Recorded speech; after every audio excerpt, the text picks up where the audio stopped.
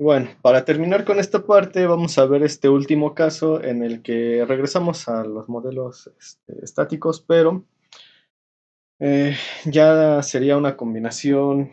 Si ustedes quisieran analizar algún otro modelo, pues en el que habría que considerar las diferentes situaciones que hemos visto y ir agregando términos a los sistemas o a los modelos que hemos planteado.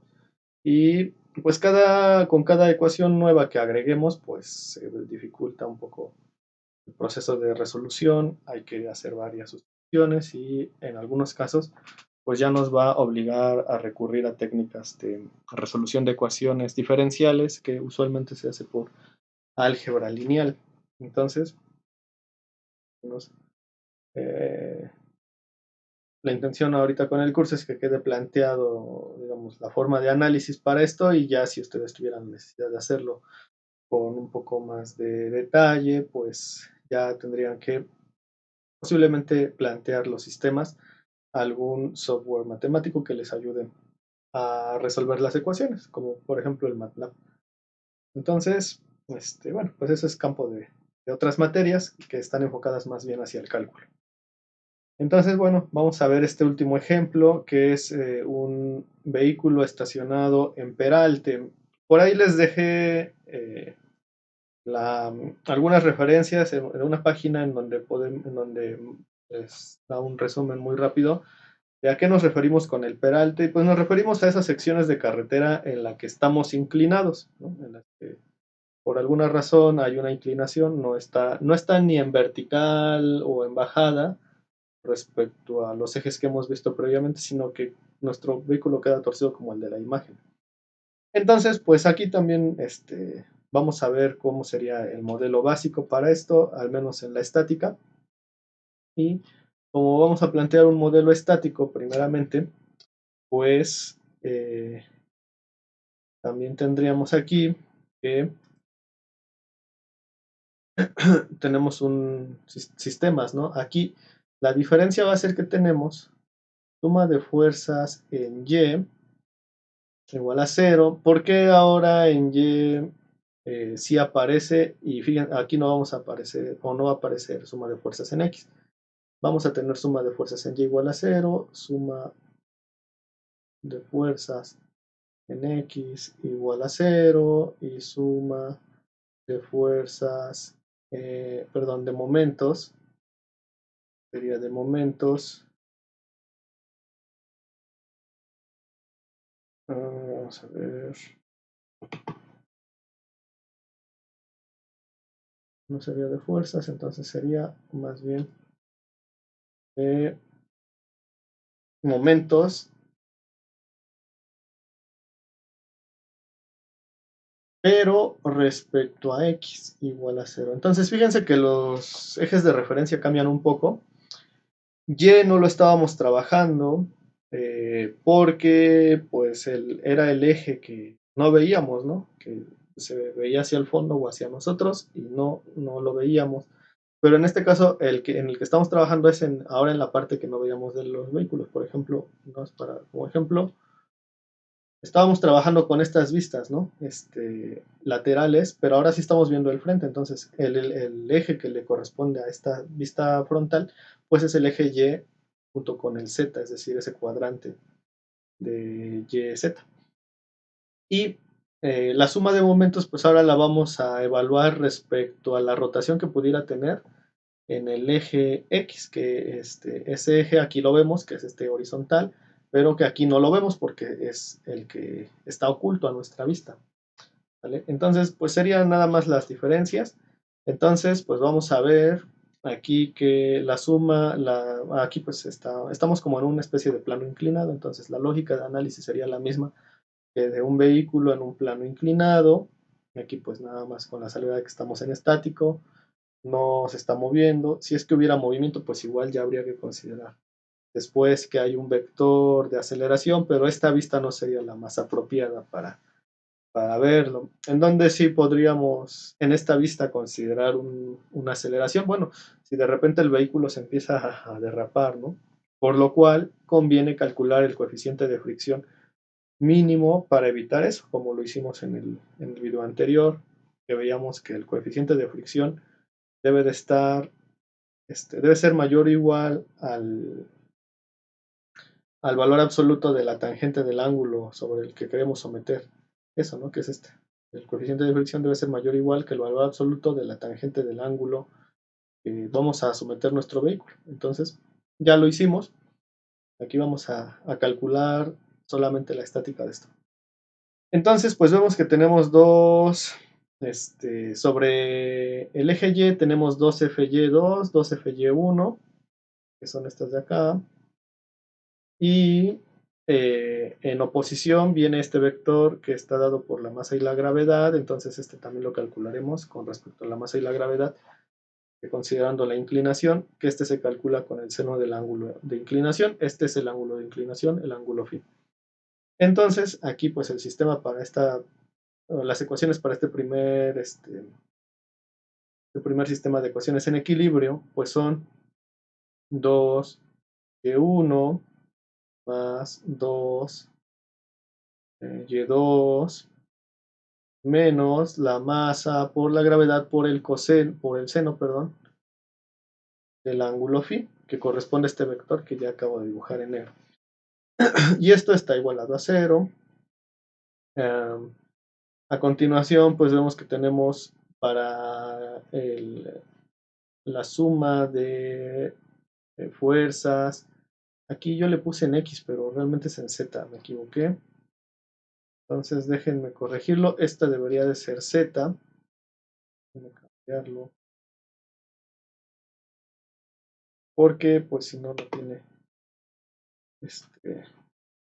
sentido lo que les decía. Aquí pues no aparece este eje X, ¿no? Entonces sería aquí más bien Z. Viendo ya que es Z, entonces aquí ahora sí ya podemos ver que tenemos esta de acá, y la que está provocada por la masa y la gravedad, pero ahora con esta inclinación. Entonces esa se calcula con la masa por la gravedad por el coseno del ángulo phi y es negativa.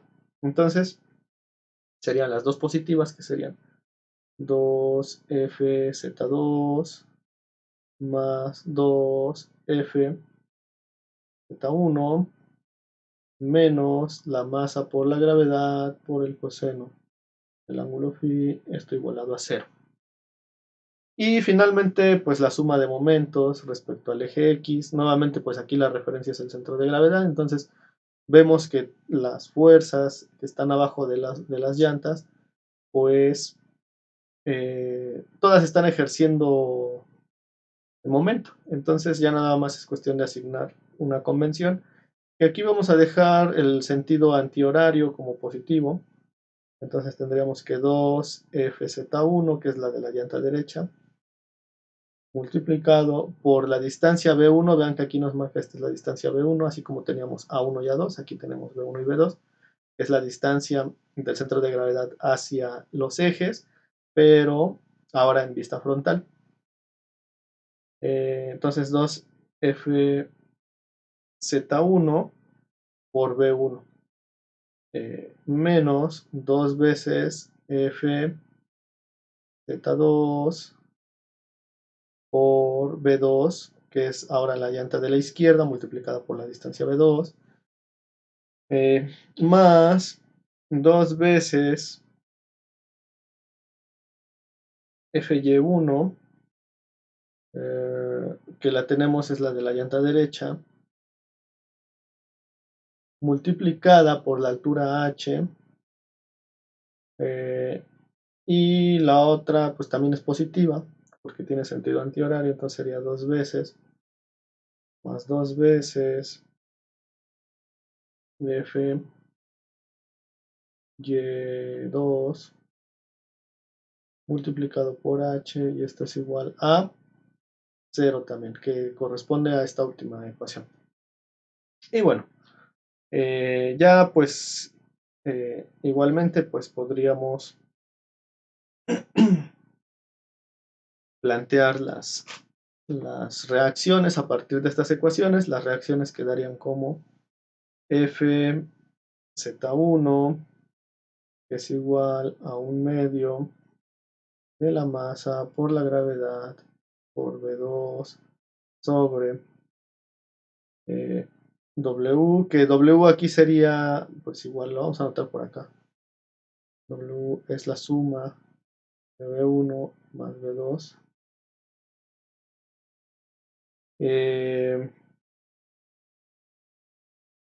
Y multiplicaríamos aquí por el coseno del ángulo phi menos 1/2 de la masa por la gravedad por la altura sobre W por el seno del ángulo phi.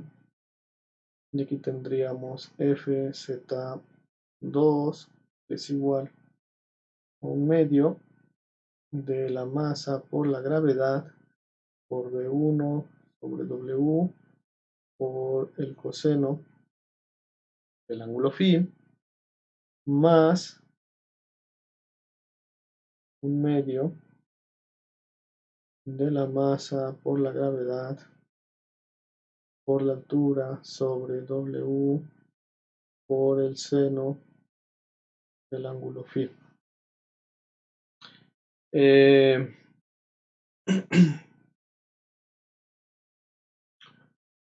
Si consideramos que pues Fy1 y Fy2 pues deberían de ser iguales por cuestión de que es el mismo arrastre, entonces pues nosotros tendríamos que Fy1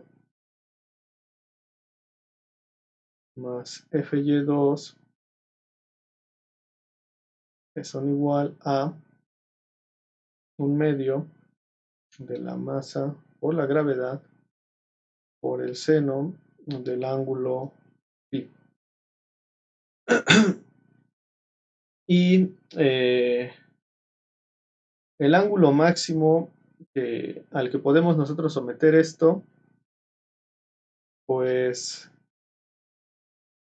va a ser una expresión bastante similar a la que teníamos anteriormente, en donde pues vamos a ver que depende la capacidad de arrastre en esta, digamos, en esta posición horizontal de Fy1 y Fy2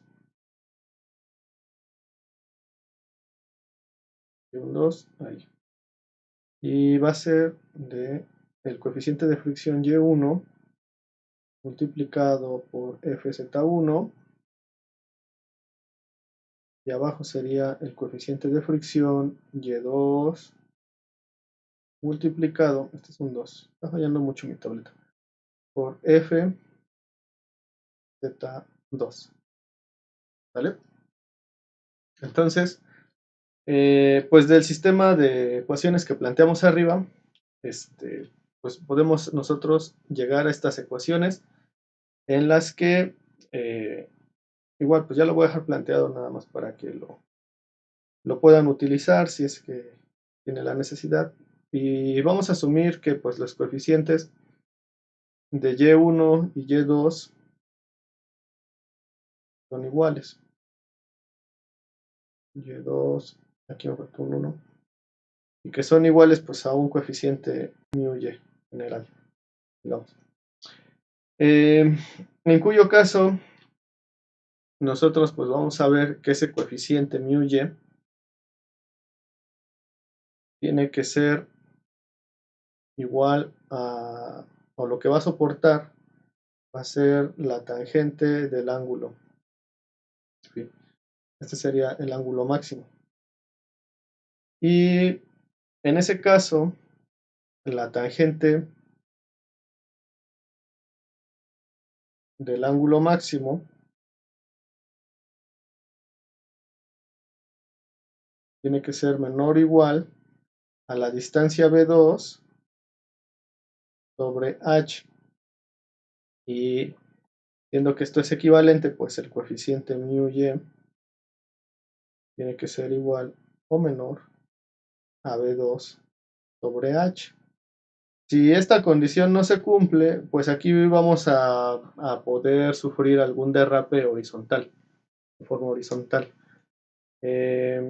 Y si fuera demasiada la inclinación, eh, pues sí, lo más probable es que se acabe derrapando el vehículo.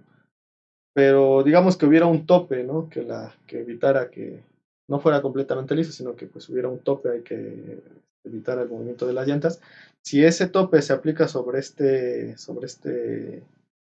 estos neumáticos laterales inferiores, pues puede provocar una rotación de todo el vehículo y se vuelca. Entonces, bueno, esas consideraciones pues igual toman un poco más de tiempo, pero esta es la base de los cálculos que pueden encontrar alrededor de las volcaduras y demás. Vean que depende mucho de las distancias de los ejes, y de los coeficientes de fricción de los neumáticos, de la masa del vehículo y pues del ángulo como tal, el que vamos a someter esto. Entonces, bueno, pues si hubiera algún comentario o algo, recuerden, lo pueden escribir en el foro. Y si es que igual lo quieren comentar en clase, pues lo podemos comentar en las sesiones que tenemos programadas para la clase presencial en línea, ¿vale? Entonces, pues nos vemos en la siguiente clase. Hasta luego.